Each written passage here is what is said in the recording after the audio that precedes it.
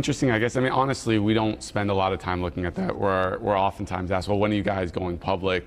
Our CEO has always said, when the time is right. We've just been focused on, we have a huge opportunity ahead of us, and how do we execute on that? For me, the ramification is that investors like acronyms. They've got it with the Mag 7, they've got it with FANG Plus stocks, they have it with the granolas.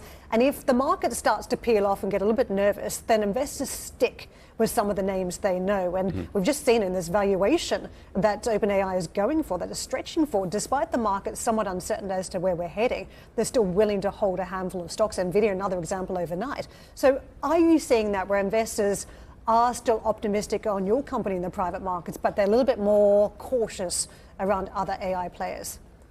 Yeah, so look, I think we're seeing investors absolutely, be excited. Again, that's not what we focus on, but for us, there's a couple of different things there. There's a huge amount of excitement about AI. I think AI is early days, so a lot of people will say, well, OpenAI, that's a large valuation. I think people are looking at it as a multi-decade like transformation. And when we talk with our investors, the things that they're excited about is we've clearly been an AI company for a very long time, but then you look at the core growth of the company. I think we last talked about about over $2.5 billion run rate, growing over 50% year over year. So that's what they're excited about and the opportunity ahead of us. Are you concerned? And I was eye-watering the valuation, if it is 150 billion for OpenAI as well.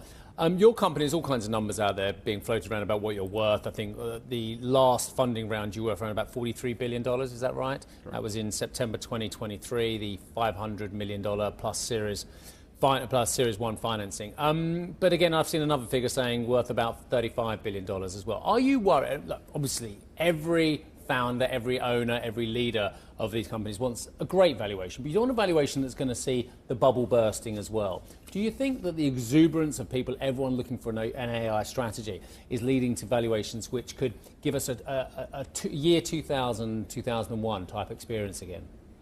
Yeah, look, I think everybody asks, is there going to be an AI bubble of some form? And you can see the amount of dollars that are going in investment in that space is high. And do I think every single one of those is going to come out with sky-high valuations at the end of the day? No, that's likely not the case. That's just not how it works in the private markets.